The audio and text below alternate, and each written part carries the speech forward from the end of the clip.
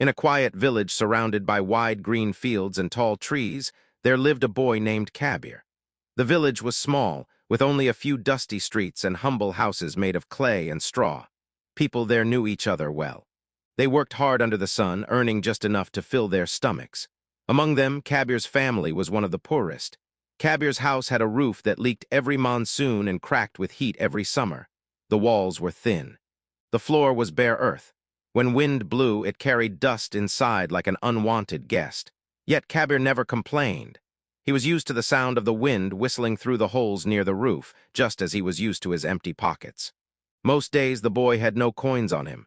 Sometimes, when he reached into his torn shorts, he would find nothing but tiny stones and dry pieces of grass. His shoes had patches. His school bag had a broken strap. He walked to school every morning, holding one side of his bag close so that books would not slip out. Kabir's parents worked hard but earned very little. His father, an old farmer, spent long hours in the fields. Even after the hard work, the crops often failed because rain came either too soon or too late. His mother, weak from illness, tried her best to keep the home warm and fed, but some nights they slept with empty stomachs. Still, there was something strong inside Kabir. He carried a dream greater than his poverty. He believed that one day he would change his life and help his family live happily. That dream burned quietly in his heart, like a small flame hidden from the wind. He looked at the world and imagined a better future, one where his father did not need to work under the sun, and his mother could rest without pain. At school, Kabir listened carefully to every lesson. His notebooks were old, but he filled them with neat handwriting. Other children sometimes teased him for being poor. "Why do you study so much?" they asked. "You will only end up working in the fields like everyone else." When Kabir smiled and spoke about his big dreams, they laughed louder. Some adults joined them, shaking their heads. One man said, "A boy who cannot buy lunch should not talk about changing his destiny." Another said, "Dreams are for the rich. The poor must think about their next meal." These words hurt Kabir more than hunger did. He stayed silent whenever people mocked him, but when he was alone, he would whisper to himself, "My pocket may be empty, but my heart is full of hope." One evening, while the sky turned orange and gray, Kabir sat near the river that flowed quietly by the edge of the village. He threw small pebbles into the water, watching the circles they made. Each circle disappeared quickly, like his confidence fading away. His head hung low. For the first time, his dream began to feel silly. Perhaps the people were right. Perhaps he was wasting his time. Just then, an old figure appeared on the narrow path by the river. It was Guruji, the village teacher. He was respected by all for his wisdom and kind heart. His beard was long and white, and his eyes always carried a peaceful glow. Guruji walked slowly with a wooden stick, his sandals pressing softly into the dust. When he saw Kabir sitting alone, he called out, "My child, why do you look so lonely?" Kabir stood and joined his palms respectfully. "Guruji," he said, "everyone keeps laughing at me. They say a poor boy cannot do big things. They tell me to stop dreaming." His voice trembled as he talked. "I want to believe in myself, but their words make me doubt who I am." Guruji listened quietly, smiling gently. After a moment, he placed a small round mirror in Kabir's hand. The mirror was old, with scratches on its surface. "Look into this," the teacher said. Kabir looked at his reflection. "I see myself," he said softly. "What else do you see?" asked Guruji. "I see my eyes and maybe a bit of sadness," Kabir admitted. Guruji nodded. "Now look again, deeper this time. Tell me if you can find anything other than pain." Kabir stared longer. For a moment, the setting sun reflected on the glass, lighting up his face. In that glow, he saw something warm, like a spark inside him. It wasn't sadness. It was something fierce and steady, something that refused to die. Guruji smiled again. "That little spark you see is your belief," he said. "Many lose it when life looks hard. They let others put dust on their mirror until they stop seeing their own strength. But you, Kabir, must never let your mirror stay dirty. You must clean it with your actions every single day." Kabir's eyes widened as the teacher spoke. Guruji continued, "People will try to make you think small. They will tell you that you are not smart enough or rich enough. But if you keep polishing your mirror, by learning, by working, by believing, your inner fire will shine brighter. It will show you who you really are." Those words carved deep into Kabir's heart. A strange calm filled him, chasing away his earlier sadness. He looked down again at the mirror in his palm. It reflected the golden light of sunset and made his eyes look filled with light. That evening, as he walked home, he felt as if the heavy weight on his chest had lifted. But life did not become easy all at once. The next morning, Kabir woke up with new strength. He cleaned the mirror, put it carefully in his small box, and carried it with him in his torn bag. Every morning before school, he took it out and looked at his reflection. He reminded himself that the fire was still there. Then he began his day. At school, he studied harder than before. After classes ended, he helped his teacher clean the blackboard and arrange the benches. He borrowed old books from other students and copied lessons until his hands ached. At home, while others played outside, he read under the weak light of their kerosene lamp. His mother often watched him and smiled tiredly. "You work too hard, my son," she said. Kabir replied with the same words each time. "One day, Amma, our life will change." Days turned into weeks and weeks into months. Kabir's focus grew stronger. He worked with so much sincerity that even his teachers noticed. "You have something special in you," one said kindly. "Don't ever lose it." But life had other tests waiting. One night while Kabir studied, his mother began to cough badly. She had been sick for a long time, and now her illness was getting worse. The local doctor said they needed proper medicine from the city, which cost more than they could imagine. Kabir saw his father's worried face and understood that their little savings were not enough. The fire inside him wavered. He walked outside under the moonlight, holding the small mirror. The glass reflected his face again, pale and weak. "How can I ever help them?" he whispered. "I am just a poor boy."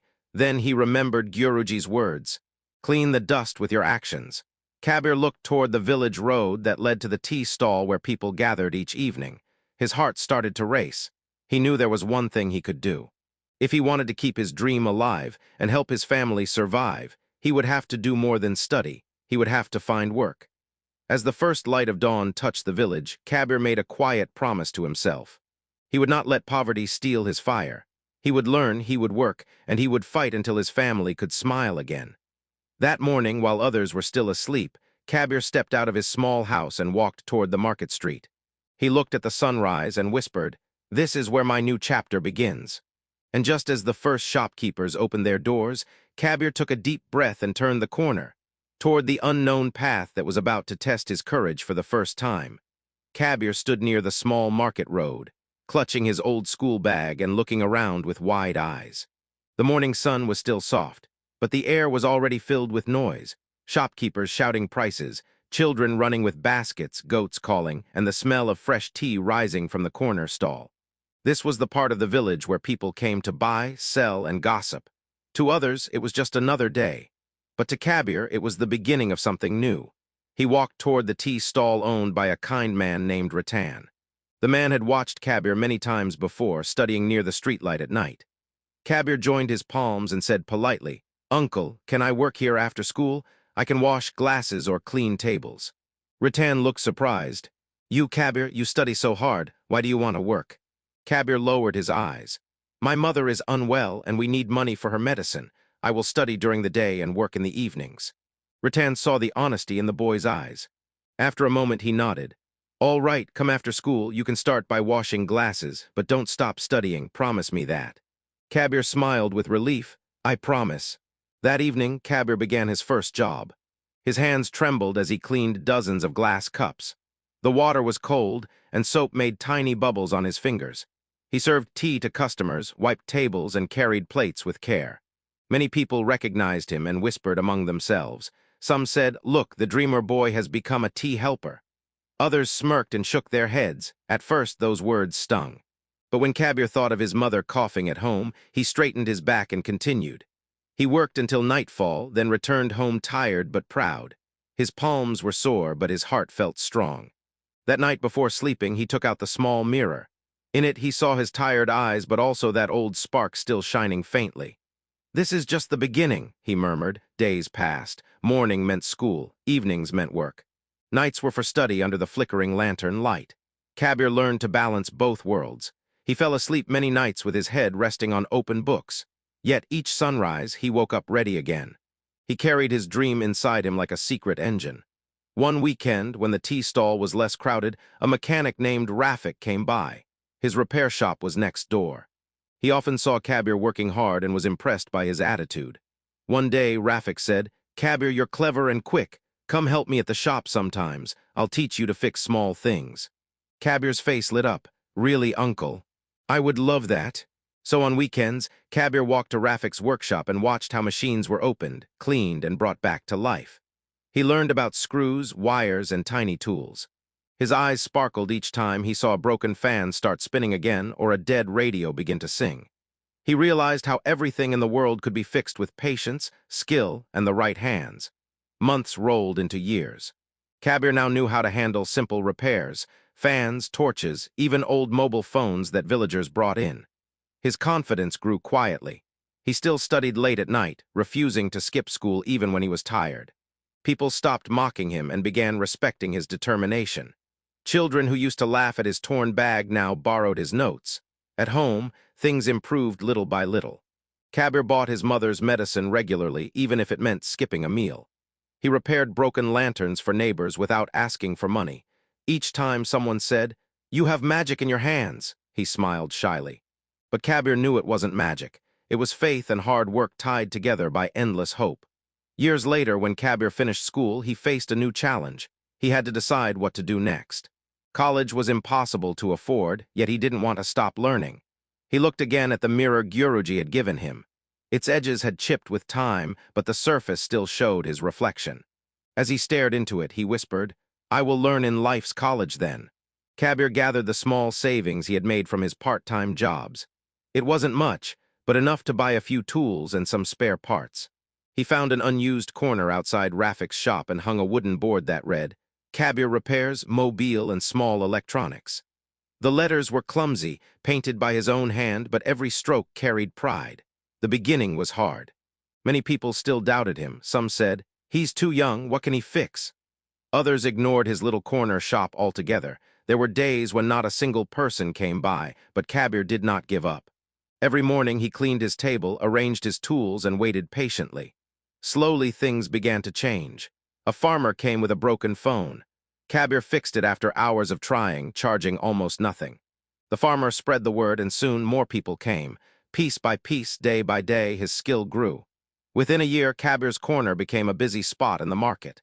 Guruji visited him one afternoon. The old teacher stood quietly watching as Kabir worked on a customer's radio. When Kabir noticed him, he ran forward, touched his feet, and smiled. "Guruji, look how far I've come. I kept cleaning my mirror." Guruji nodded with pride. "Yes, my child," he said softly. "But remember, the journey does not end when people start believing in you. It ends when you stop believing in yourself. Keep polishing that mirror." Kabir promised he would. Those words reminded him that success was not a finish line, but a path that needed walking every day. As time moved on, Kabir's tiny workspace turned into a small shop. He saved every rupee carefully, avoiding waste. He treated each customer with warmth, rich or poor, young or old. When he had enough savings, he expanded the shop and started learning about new technologies. He built his own brand of small phone chargers and earphones. He even printed simple packaging with the name Kabir Tech. His work grew faster than he had imagined. Before long, he had 3 small shops running in nearby areas. People trusted his quality. Local vendors who once laughed at him now wanted to sell his products. Kabir employed a few young villagers who needed work, teaching them patiently. Every time he hired someone, he remembered Ratan and Rafik, the 2 men who had once given him a chance when no one else did. Even with his success, Kabir never forgot the nights of hunger or the sound of his mother coughing. He built a comfortable house for his parents. His mother's treatment became regular with doctors in the city. His father no longer worked under the burning sun. When Kabir watched them smile at the dinner table, his heart swelled with gratitude. Yet success brought new kinds of challenges. Managing multiple shops was not easy. Sometimes money was stuck in orders. Sometimes machines broke down. A few opportunists tried to cheat him. At night, when things felt heavy, Kabir sat alone with his mirror. It had become old and slightly foggy, but he still cleaned it carefully with a soft cloth. Each time he reminded himself, the fire must stay alive. One evening, as Kabir locked his main shop, he noticed a group of teenagers laughing near the tea stall. They looked almost like the group that used to mock him long ago. He walked past them, smiling to himself. But then, from the corner of his eye, he saw one boy sitting alone, staring blankly at the streetlight, just like Kabir had once done beside the river years ago. Something about that moment made Kabir pause. He turned back slowly. The young boy had an empty school bag and tears in his eyes. Kabir recognized that look, the same storm of helplessness and hope mixing together. Without a word, Kabir walked up to him and placed a gentle hand on the boy's shoulder. The boy looked up, startled. Kabir smiled kindly. "Why do you look so sad, my friend?" he asked. The boy hesitated, then whispered, "Everyone says I can't become anything because I'm poor." His voice cracked as he spoke. Kabir's heart tightened. It felt as if life was showing him a mirror again, but this time the reflection was not his own face. He looked at the boy thoughtfully, reached into his pocket, and touched the small mirror he always carried. The glass felt warm, as if ready for a new story. And in that moment, Kabir knew what he had to do next. Kabir stood silently beside the lonely boy outside the tea stall. The evening breeze carried the smell of fresh tea and roasted peanuts, but neither of them noticed. The boy's eyes were still wet. He looked at the ground, ashamed to have spoken his heart aloud. Kabir remembered how it felt to cry for dreams that others called foolish. He saw his younger self in that small, trembling figure. After a long pause, Kabir sat down on the wooden bench next to him. "What is your name, child?" he asked softly. "Imran," the boy whispered, wiping his face with his sleeve. Kabir nodded. "Tell me, Imran, what is your dream?" The boy hesitated. I want to be an engineer. I want to build machines that can help people. But my father is a daily wage worker. We can hardly buy books. My friends laugh when I talk about it. They say people like us are meant to stay poor." Kabir smiled gently. "Do you know what they used to tell me?" Imran shook his head. "They said I had big dreams but empty pockets. They said I should worry about tomorrow's meal, not tomorrow's future." Kabir laughed softly, not with bitterness but with gratitude. "Those words made me doubt myself once, but then someone special helped me see who I really was." Imran looked up with interest. Kabir took out the old mirror from his jacket pocket. Its edges were cracked.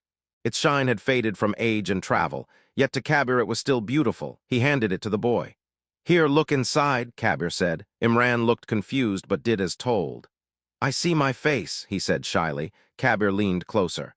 "Look again, deeper this time. Do you see the spark behind your eyes, the one hiding behind those tears?" The boy blinked and stared. In the soft glow of the streetlight, he caught a faint glimmer on the mirror's surface. He didn't understand what it was, but it made his chest feel warm. Kabir smiled. "That little spark is the part of you that refuses to give up. If you feed it with courage, it will light your path. But if you let the dust of doubt settle on it, it will fade away. So keep cleaning your mirror with your actions." Imran listened as if the world had gone silent around him. The boy's breathing slowed, and his eyes began to shine with new hope. Kabir put a gentle hand on his shoulder. "Dreams don't care about your wallet, Imran," he said. "They only care about your will." That night changed something not only in Imran, but also in Kabir. He walked home under the starry sky, turning the empty mirror frame in his hands. He realized that just as Guruji had once guided him, perhaps his true purpose now was to do the same for others. The mirror had done its duty for him. Now it was time for its light to travel further. The next morning, Kabir couldn't stop thinking about the boy. Memories of his childhood played in his mind. The hunger, the laughter of others, the lessons from Guruji, the long nights under a dim lamp. He remembered every person who had once extended a helping hand. It was because of them that he had reached where he was. So Kabir made a decision. He gathered a few of his workers and shared an idea. "We will start a program to teach village children practical skills," he said. "Not everyone can afford school, but learning should never stop anyone from dreaming." At first, his team was unsure. "But sir, we repair electronics. How will we manage classes?" one asked. Kabir smiled. "We'll teach with what we have. Wires, circuits, machines, all these can become lessons. I want these children to see with their own eyes that their hands can build their future."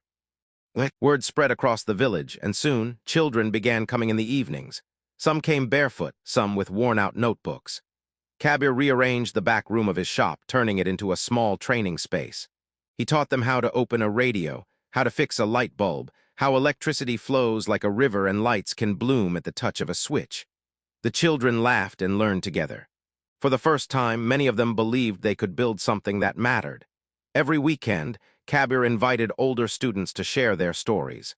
Some had studied engineering in the city, others had started small businesses. They all spoke about patience and the power of believing in oneself. Among all the students, Imran stood out.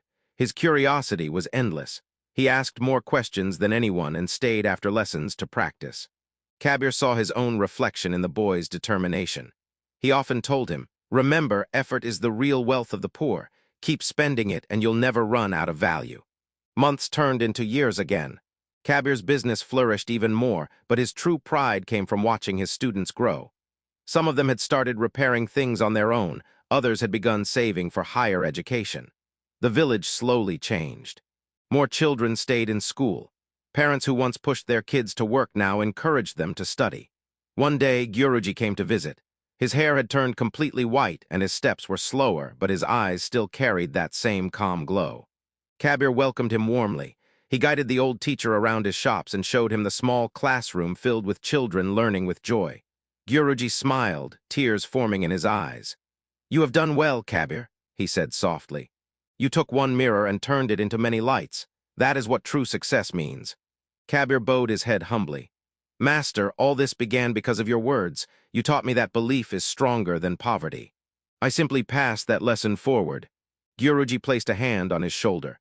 "And that is how greatness grows," he said. "Not by holding the fire for yourself, but by lighting it in others." As they spoke, the sound of laughter came from the room next door. Imran had just made a small bulb shine from a battery he had connected himself. The boy jumped with joy, and all the children clapped for him. Guruji looked through the open door and smiled deeply, whispering, "The future is already here." Years later, Kabir's company expanded beyond the village. He opened training centers in other towns, giving young people free workshops on repairing gadgets and using technology to earn a living. Whenever he gave speeches, he spoke in simple, heartfelt words about faith, effort, and courage. He never called himself a businessman. "I am a student," he often said, "still learning how to dream bigger." And every time he finished addressing a crowd, he would share his old story: the poor boy with empty pockets, the mirror by the river, the fire inside that refused to die. The same story began to travel far and wide. Videos were made about him,